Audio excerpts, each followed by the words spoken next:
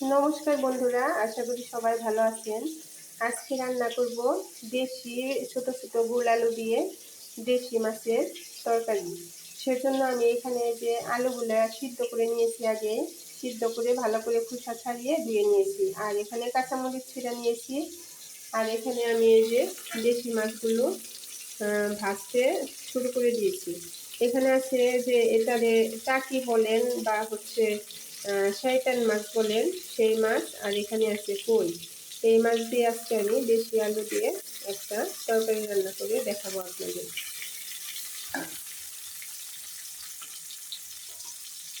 প্রথমে আমি মাছটা ভাজি করে নিই।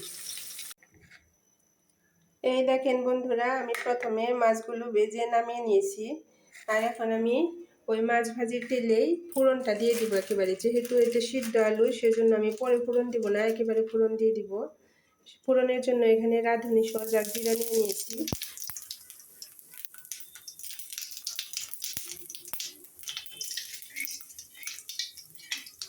আমার ফোড়নটা এসে গেছে। এখন আমি এই যে আগে থেকে যে আলু আর কাঁচামরিচ নিয়েছিলাম সেগুলো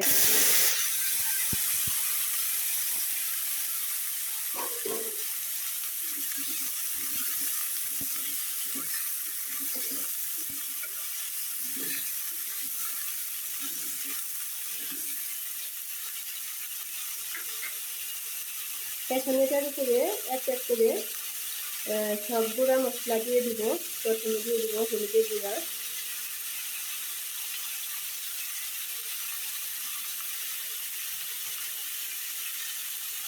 পরিমাণ মতো লবণ।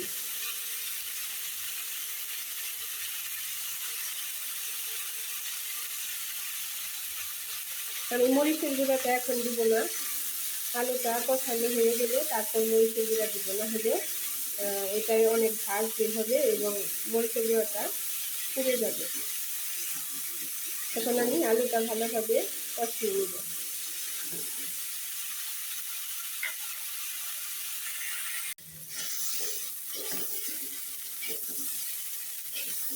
এই যে বন্ধুরা, আমি আলুটা লাল লাল করে ভেজে নিয়েছি। এই যে এখন আমার আলু ভাজি করা হয়ে গেছে। দিয়ে দিব সামান্য পরিমাণ মরিচের গুঁড়া।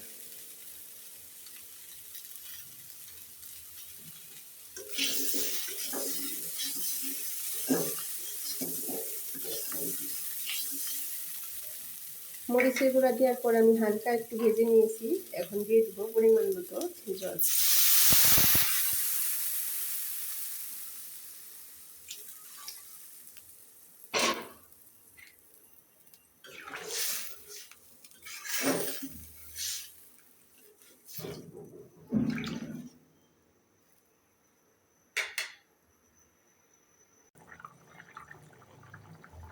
তরকারিতে জল দেওয়ার পর আমার ভালোভাবে জাল করে নিয়ে হয়ে গেছে।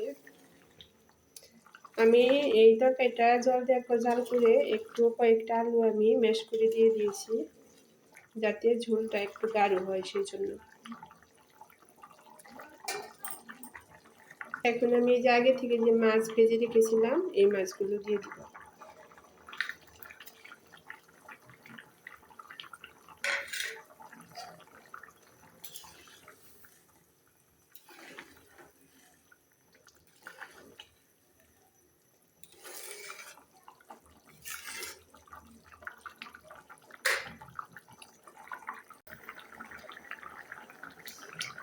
মাছ দেওয়ার পর আমি বেশ কিছু সময় জাল করে নিয়েছি। এখন আমার তরকারিটা প্রায় হয়ে গেছে। এই পর্যায়ে আমি এখন দিয়ে দিব আগে থেকে ভাজা জিরা, গরম মশলার গুঁড়া। এটা দিয়ে এখন মিশিয়ে নেব।